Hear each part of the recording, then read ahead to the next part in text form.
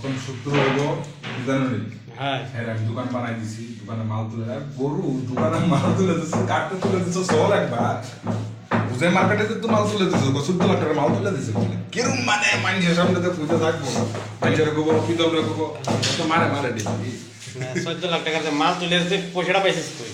আরে পয়সা বললি মারা না, খুব মাছ আনতে আনছে হে বুঝাইতে আনছে না নি আমার আমি তো বুঝে 14 লাখ টাকার হিসাব দিস তো আমার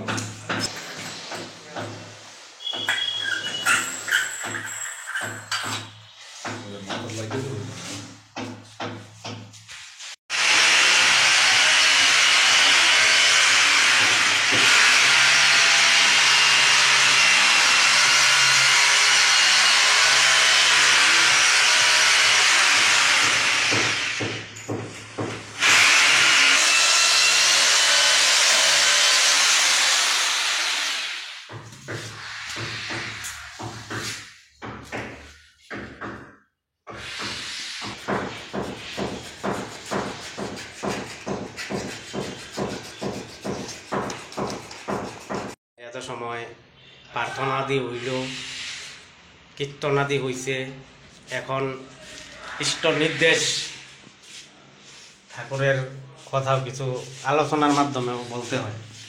এটা করিয়া কিন্তু শুরু হয় এই যে যখন নিচে বোয়া হয়, যখন কথাটা কয় যে কিছু কথা ঠাকুরের আলোচনার মাধ্যমে বলতে হয়, তখনই কিন্তু আলোচনাটা আছে না নষ্ট করে না, জানো।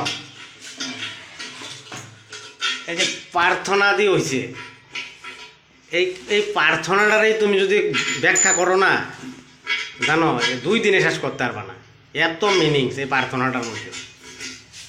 এই যে কি পরে নানি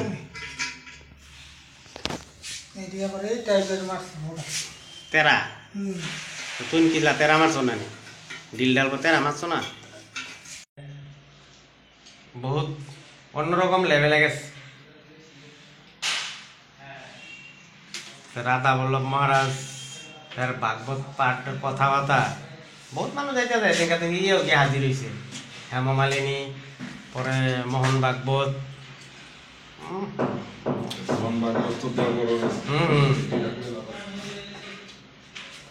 সব জিনিসই একটা করতে লাগে, বুঝছো? যে করবা হেই থাকে কথাই। হ্যাঁ হ্যাঁ, এখানে তুমি যত তুমি কি পাইবো, কি পাইবো? শান্তি পাইবো, মানে তুমি ভাগবত করে কি পাইবা? কি পাইবা? কি আগে মুত্ত দিছো, তুমি ভাগবত যে কালকে দিনে কীর্তন শুনছে, কীর্তন শুনছে কি পাইছে? পয়সা পাইছে না, তো কি পাইছে? কি লাগে? শান্তি পাইছে, মানে বুঝছে হ্যাঁ যে কৃষ্ণ নাম ছাড়া কিছু নাই। তো এটাই বুঝছো, মানে ভাগবত পড়ে আমি কি বুঝুন? যদি আমার জিগাও, তোমার আমি জিজ্ঞাসা একখানে ভাগবত পড়ে আইছো, তোমার যদি জিজ্ঞাসা কি বুঝছে তুমি কি করবে? পয়সা পাইছি না কিটা বলছো? এরকম এই তো আমার মানে কি লেগেছে, আমার মানে টাকার অভাব ছিল, বিরাট কোহলি কি লেগে গেছে, ভাল লাগছে গেছে, ভাল লাগছে না। বিরাট কোহলি আর তো পোস্ট করে না যে হ্যাঁ পূজা করতেছে, করে না পাইছো না একটা পোস্ট পাইছো? হ্যাঁ ভাল লাগে না। হার্দিক পান্ডিয়া গেছে মুম্বাই আসতে গেছে কোন মন্দিরে গিয়ে ভক্তি টক্তি করে পূজা দিয়ে আইছে, কি বৈষ্ণব দেবী না কি দেবী মন্দিরে।